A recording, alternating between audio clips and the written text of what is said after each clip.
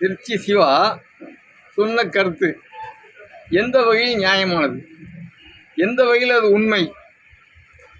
உண்மைக்கு மாறான தகவலை கொடுத்த திருச்சி சிவா மன்னிப்பு கேட்பதல்ல, அவர் மீது நடவடிக்கை எடுத்தே ஆக வேண்டும். நம்முடைய முதல்வர் அவர்கள் அவர் மீது நடவடிக்கை எடுத்து இனி அவர் எந்த பொறுப்புகளுக்கும் வராத அளவிற்கு அவரை செய்ய வேண்டும். அப்படி இல்லை என்றால் நாங்களே வேறு நடவடிக்கைகளை எடுக்க வேண்டிய சூழ்நிலை வரும் என்பதை நான் ஆணித்தரமாக சொல்ல கடமைப்பட்டிருக்கின்றேன். திருச்சி சிவாவுடைய இந்த சொல் திமுகவை பாதிக்கும்.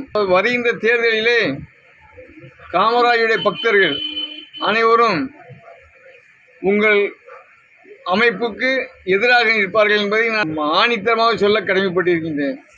இதை உடனடியாக நீங்கள் செய்ய வேண்டும். உடனடியாக செய்யவில்லை என்றால் வருகின்ற தேர்தல் உங்களுக்கு கேள்விக்குறியான ஒரு தேர்தலாக முடியும் என்பதை நான் இந்த நேரத்தில் சொல்ல கடமைப்பட்டிருக்கின்றேன்.